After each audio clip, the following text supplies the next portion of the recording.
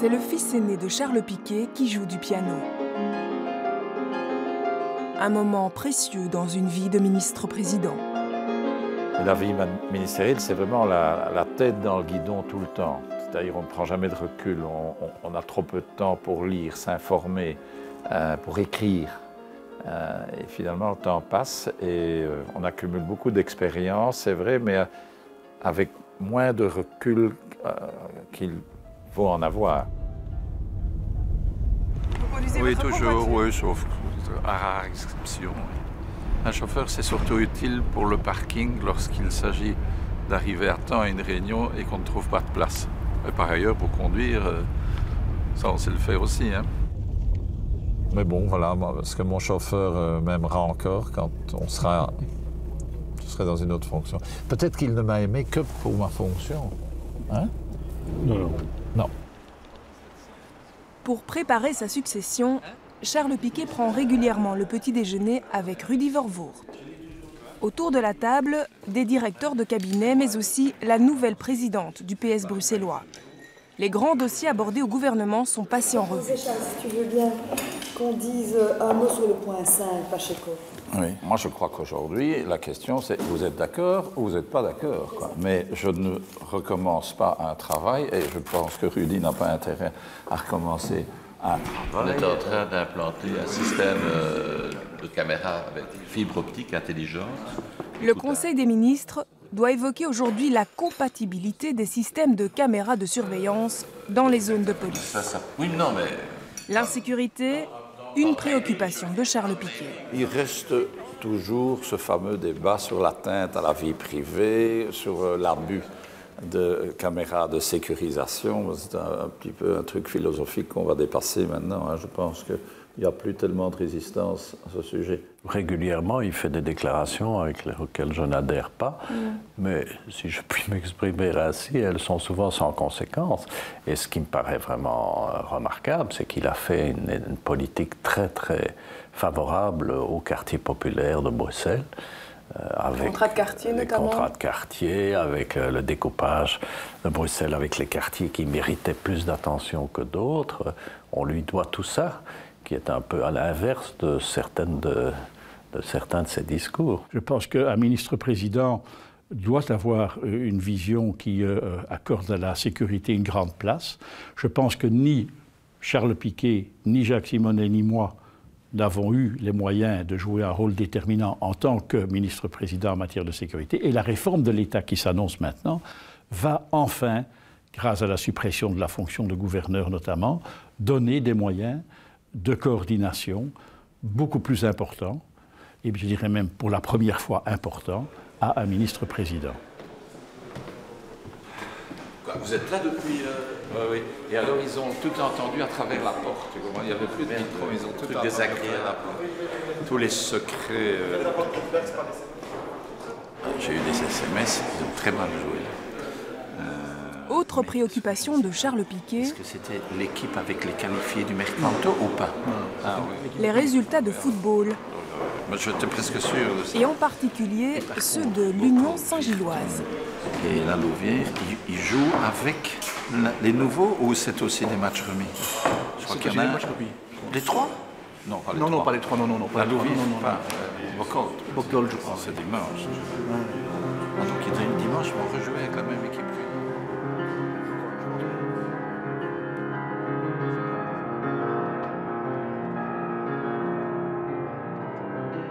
Les pessimistes sur une nouvelle disponibilité de ma part. Elle n'a peut-être pas tout à fait tort.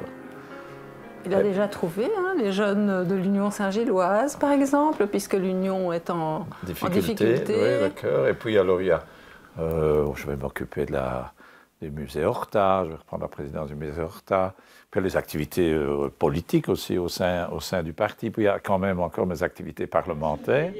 Rendre des comptes aux députés bruxellois, un exercice que Charles Piquet ne redoute pas. Avec le nouveau bourgmestre de Woluwe-Saint-Pierre, il savoure tout de même son retour sur le terrain. J'ai été visiter un bâtiment abandonné avec Alain, Chinson, avec Cathy, etc., Marcus. Et alors, pour voir comment on allait aménager. Alors, c'est du concret. Et comme ministre, tu signes le subside, mais comme bourgmestre, tu es dans le concret. Les deux, avoir fait les deux dans sa vie, c'est bien. Tout à fait. Vous vous souvenez la première fois que vous avez prêté serment devant le Parlement? Oui, il y a longtemps. Bon souvenir? C'est un souvenir ému, mais qui est aussi marqué par ce qui a toujours existé dans ma vie politique, c'est aussi la conscience du travail à accomplir. On a réfléchi, Guy Spital, c'est moi-même, et on a dit que je devais rester au gouvernement national, fédéral, et qu'il y avait un homme jeune qui avait fait un très bon score aux dernières élections, fin 87, qui s'imposait, c'est Charles Piquet. On savait bien qu'il avait une vision, il l'avait déjà montré à Saint-Gilles, d'ailleurs, dont il était bourgmestre, et puis c'était très bien que ce soit lui, d'ailleurs, puisqu'en fait, on avait besoin de quelqu'un qui avait la capacité d'innover. On était tous jeunes. Bon, Jean-Louis Thèse était le vétéran, je veux dire, mais Charles a quelques années de plus que moi. Moi, j'étais évidemment très très jeune. Je n'avais aucune expérience politique. Et puis on s'est retrouvés avec une région bruxelloise qui existait sur papier, mais il n'y avait pas d'administration, tout était à faire. Je pense que Charles Piquet était au fond assez bien taillé pour la fonction. C'est un homme pragmatique, pondéré. C'est aussi un homme patient, parce qu'il faut beaucoup de patience dans cette fonction. Il est bilingue, il se débrouille bien en irlandais, bien qu'étant francophone. Et donc, je pense qu'il n'y a pas beaucoup de gens qui, à l'époque, avaient le profil qui pouvait être vraiment utile pour cette fonction. Oui, ça, mais il en a fait beaucoup. Hein. Beaucoup. Alors, j'ai la chance d'avoir un collaborateur qui est aussi un chauffeur, qui adore les librairies. Alors, vous imaginez de temps en temps que on nous croit peut-être à une réunion, mais nous sommes peut-être en train de chiner les bouquins. Alors ça, c'est le rayon que je consulte régulièrement parce qu'il y a peut-être des arrivages nouveaux. Il est assez logique que les politiques aiment les livres d'histoire, parfois parce qu'ils pensent écrire l'histoire eux-mêmes, parfois parce que l'histoire leur enseigne beaucoup de choses, et parce que l'histoire, c'est aussi le récit de la société. Et donc, c'est assez normal. Vous avez pensé, vous, écrire une partie de l'histoire? Non, ça, je n'ai jamais eu comme ambition, ou la petite histoire, peut-être. Très vite après la création de la région bruxelloise, Charles Piquet a posé ce débat-là, c'est de dire qu'il fallait une politique spécifique pour les grandes villes, vu les problématiques spécifiques qu'elles connaissent. Donc il a initié ça comme commissaire du gouvernement pendant quelques années, et puis il est devenu ministre, il a été le premier à porter cette politique comme ministre au niveau fédéral. Donc il y a une loi qui a découlé de ça, donc il a vraiment fait prendre en compte ces spécificités des grandes villes. On cite souvent l'exemple des contrats de quartier. Je pense que c'est parfois difficile de se remémorer à quoi ressemblaient certains quartiers. La place Saint-Géry est un excellent exemple à cet égard. C'était des chancres, c'était des quartiers où on n'avait pas envie de sortir le soir. Et Charles Piquet, par sa politique de rénovation des quartiers, des contrats de quartier, a vraiment redonné une image beaucoup plus positive de la ville. Il a mis en place le plan de développement régional qui a marqué le premier grand projet pour l'ensemble de la région. Donc le choix était excellent. Et pourtant, cet économiste passionné d'urbanisme se rêvait biologiste. Avant 1500. Dernièrement, j'ai cherché un livre sur les tortues, pour éclairer mes enfants sur les tortues. Et comme j'ai déjà eu l'occasion de le dire, j'aurais volontiers fait la biologie. Et puis, bon, la vie en a décidé autrement, surtout le choix des parents. Le choix judicieux de m'avoir fait faire l'économie, mais voilà, donc je peux passer d'un rayon à l'autre en trouvant des sources d'intérêt un petit peu partout. On va où là, monsieur Piquet? On va à l'hôtel de ville de Saint-Gilles. Combien de fois par jour vous le faites ce trajet? Il m'arrive de le faire 2, 3, 4 fois. Il y a des journées où on ne me voit pas à l'hôtel de ville. Ça dépend des agendas, bien sûr. Le 23 avril, vous avez une réunion avec monsieur... Et donc ça veut dire 19h. Le 25 avril prochain, mercredi, il y a le drink à 18h. J'avais marqué. Le 24 avril, la veille, mardi. Mais c'est quand? Parce qu'elle m'a donné une date, mais ça change. Mais le 25, j'ai un rendez-vous à 18h15. Le 24 à 18h. Ça, c'est définitif, ça. Il y a aussi une réunion le 22 avril à 16h qui avait été bloquée. Ah non, ça c'était impossible. Proposé 16h. Ah oui, ça m'arrange. Mon fils me dit que je suis un homme préhistorique en matière d'usage du numérique, etc. J'assume pleinement. C'est sensuel, ça. Je sens mon temps. Il m'arrive de mettre dans mon agenda une anecdote, une impression que m'avait laissé une réunion ou un contact avec quelqu'un. Alors j'ai tout restitué dans un cahier qui est finalement une sorte de cahier de souvenirs. Ça va? Il est là-bas. Quand Charles Piquet rentre sur ses terres, Ça va? Bonjour, vous allez bien? il salue tout le monde. Élu comme échevin en 1982, il est à la tête de Saint-Gilles depuis presque 30 ans. Vous allez bien? Vous êtes dans les dernières semaines de votre mandat comme président? Après, vous allez aller à la pêche alors, c'est ça? Hélas, je ne crois pas que je vais pouvoir me limiter à ça. Heureusement d'ailleurs. Hein, parce que ça...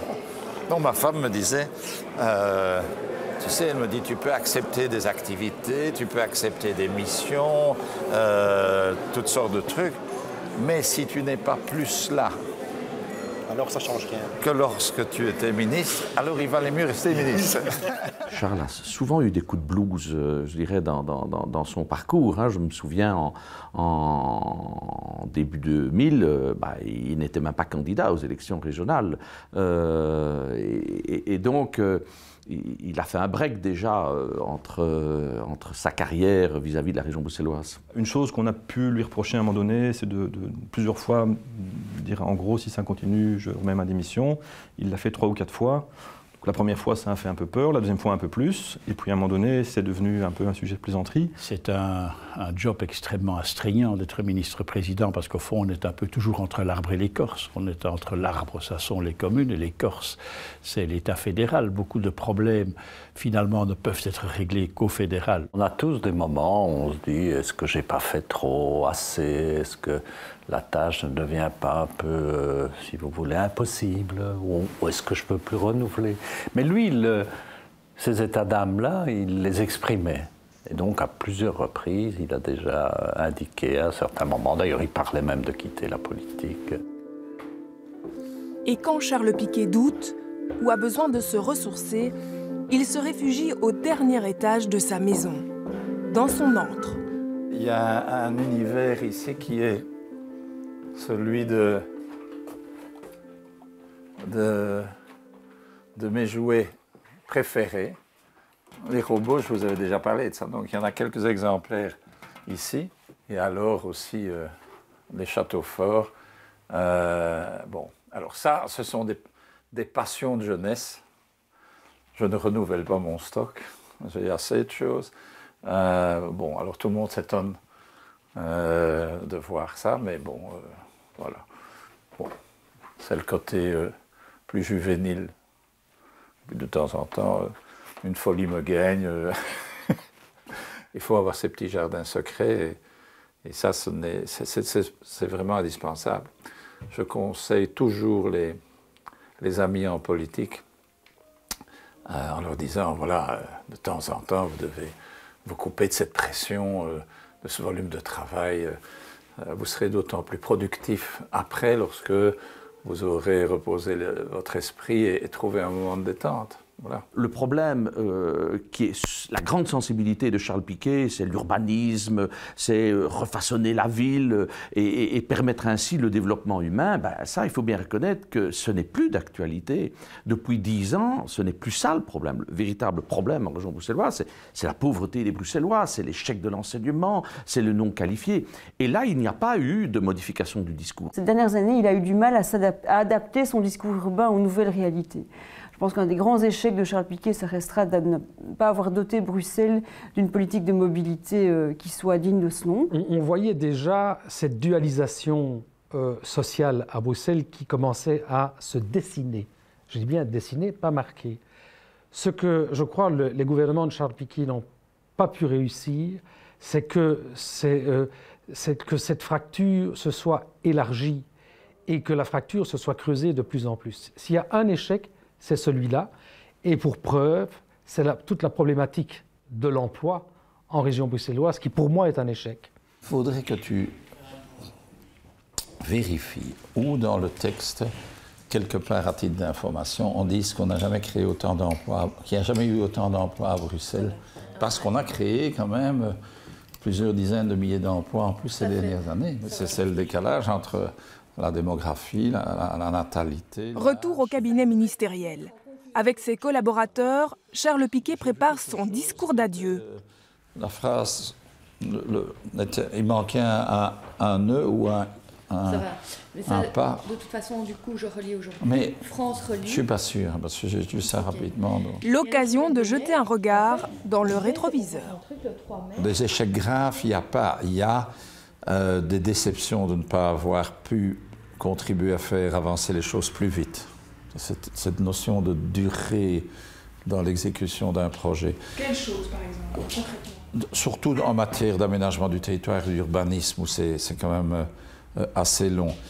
Il y a parfois la déception de ne pas avoir assez favorisé le travailler ensemble. C'est-à-dire, ça c'est une des maladies de notre époque, c'est que chacun, maître de son service, de son administration, de son institution, s'enferme dans sa logique à lui. Bon, ben oui, on a un peu vidé les lieux, c'est pour ça qu'on n'a qu'à prendre des encles qui montrent qu'on travaille ici, parce que sinon ça donne un peu l'impression d'avoir des armoiries. Du travail, le ministre-président en a eu jusqu'au dernier jour de son mandat. Allez, on y va. Au Conseil des ministres, l'ambiance est parfois tendue. Allez, Guy. Mais aujourd'hui, Charles Piquet veut soigner sa sortie. Moi, j'aurais quand même bien voulu qu'on adopte quelque chose ou qu'on prenne acte de quelque chose. Parce que je voudrais quand même m'acquitter de la tâche qui consistait à mettre sur pied ce plan régional de développement. Alors, je pose encore des problèmes, mais... Si on ne le termine pas avec toi, on va le tirer en longueur et on va refaire des discussions. Je ne pense pas parce que... Il faut se donner les moyens de le faire. On y va. Eh bien, essayons, faisons ça. Entre ministres bruxellois, chacun exprime son point de vue dans sa langue. Charles, aan zijn opvolger de grote lijnen kan meegeven en zeggen voilà. Thematische hoofdstukken achterwege te laten. Daar staan trouwens tegenstellingen in. Dat maakt de discussie zo moeilijk en zo traag. En fait, il n'y a eu qu'une crise communautaire à Bruxelles, c'est lorsque Vicancio, le sénateur de la Volksunie, a claqué la porte pour une raison assez dérisoire, quelques fractions de pourcents d'irlandophones dans le cadre des pompiers. Enfin, je trouvais ça tout à fait ridicule. Moi, je me souviens que les accords linguistiques, à un moment donné, on a dit « si Gozouin est d'accord, le FDF est d'accord, on sera d'accord ». Et donc, je me suis enfermé toute une nuit avec Vicancio, et c'est là qu'on a imaginé la courtoisie linguistique et tout ce concept de courtoisie linguistique. Mais à l'époque, on parlait de démission, de crash, et pourtant, on a sauté tous ces obstacles. Et ça a créé effectivement des tensions, mais on en est toujours sorti. À quelques exceptions près, parce que politiquement, pour certains, c'est un peu plus difficile. Mais je crois que Charles Piquet a toujours joué un rôle tout en étant ressenti par les Flamands comme étant francophone. Mais à un certain moment, il faut savoir si on est président ou pas. Et pourtant, les querelles communautaires ont peut-être convaincu le ministre-président de redevenir bourgmestre. J'ai très très mal vécu le recours du gouvernement flamand contre notre décision d'ouvrir des écoles avec l'argent régional. Autant certaines choses me rendent plus optimiste dans nos relations avec les communautés, notamment avec la communauté flamande, mais là j'ai trouvé ça très triste. Simplement parce qu'on n'est pas compétent pour... Mais qu'est-ce qui compte? Ce qui compte, c'est évidemment qu'on ouvre des écoles, quoi. Hein? Bon. Et là je me suis dit, mais où va se nicher la mesquinerie politique et institutionnelle, quoi, et communautaire.